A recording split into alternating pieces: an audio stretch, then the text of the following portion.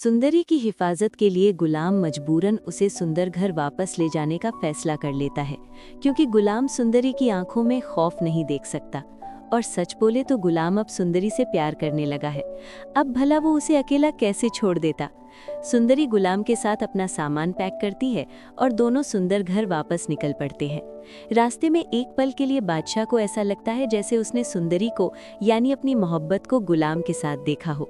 वैसे भी बादशाह इतने दिनों से सुंदरी को ढूंढ रहा था, आज भी वो बस उसकी एक झलक देखने के लिए सुंदरी के गांव आया हुआ था। लेकिन भाई किस्मत को कुछ और ही मंजूर था। बादशाह जैसे ही उनका पीछा करने लगता है, पलक झपकते ही दोनों गायब, और बादशाह अपनी मोहब्बत को दोबारा देख नहीं पाता। सुंदर घर पहुंचकर गुलाम सुंदरी को अपने क्वार्टर में ले जाता है। जैसे ही लाजो अम्मा दरवाजा खोलती है, सामने गुलाम को फिर से उसी लड़की के साथ देख हैरान रह जाती है। वो पूछती है, अरे गुलाम, इसे वापस क्यों ले आए? गुलाम धीरे से कहता है, अब ये बिल्कुल अकेली है।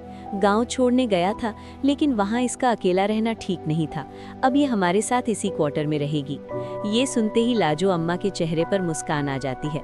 उन्हें अपनी माँ तो कभी नसीब नहीं हुई, पर चलो सुंदरी के रूप में एक बेटी मिल ही गई।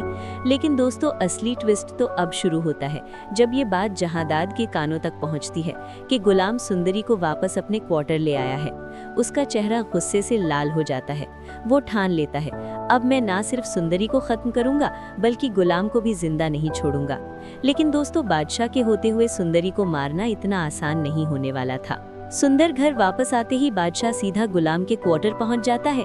उस वक्त लाजो अम्मा हवेली गई होती हैं और गुलाम बाजार राशन लेने गया होता है।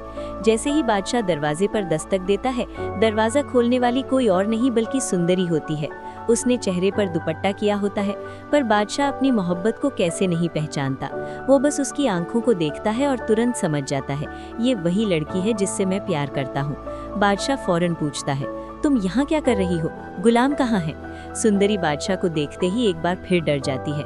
वो कहती है, गुलाम बाजार गया है, आप बाद में आइएगा। लेकिन बादशाह भला फिर से अपनी मोहब्बत को खुद से दूर कैसे जाने देता। वो उसका हाथ पकड़ लेता है और सीधा बोल देता है, मैं तुमसे प्यार करता हूँ, मुझसे शादी करो। ये सुनते ही सुंदरी को जबरदस्त गुस्सा आ जाता है। वो हाथ उठाने ही वाली होती है, तभी गुलाम वहाँ आ जाता है। गुलाम तुरंत कहता है, बादशाह, हाथ छोड़ो उसका। बादशाह कहता है, मैं सुंदरी से प्यार करता हूँ, मैं उससे शादी करना चाहता हूँ। तब सुंदरी साफ साफ बोल देती है, मैं तुम जैसे घटिया इंसान से शादी नहीं कर सकती, मैं गुलाम से प्यार करती हूँ। ये सुनते ही बादशाह के होश उड़ जाते हैं। उसने कभी सोचा भी नहीं था कि उसका अपना दोस्त उसके प्यार के बीच आ जाएगा। लेकिन असली गेम तो अभी बाकी है। खिड़की के बाहर खड़ा जहां ये सब सुन चुका होता है, उसके चेहरे पर शैतानी मुस्कान आ जाती है। वो धीरे से बोलता है, मुझे कुछ करने की जरूरत ही नहीं, अब जो करेगा बादशाह खुद करेगा। वो सोचता है, यही मौका है बादशाह को गुलाम के खिलाफ करने का। चाहे खुर्शीद को बेटी मिल जाए, मुझे फर्क नहीं पड़ता, बस सुंदरी बादशाह की नहीं होनी चाहिए। तो दोस्तों, अब सवाल ये है, क्या गुलाम बादशाह के खिलाफ जाकर सुंदरी से शादी कर पाएगा?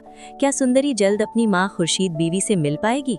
और जब खुर्शीद को पता चलेगा कि सुंदरी गुलाम से प्यार करती है, लेकिन बादशाह भी उससे प्यार करता है, तो फिर खुर्शीद किसका साथ देगी, गुलाम का या बादशाह का? दोस्तों, ये सिर्फ हमारी प्रेडिक्शन है, गलत भी हो सकती है, पर आपको क्या लगता है, क्या सच में ऐसा होगा? कमेंट करके जरूर बताएं। और वीडियो पसंद आए तो लाइक करें और चैनल को सब्सक्राइब करना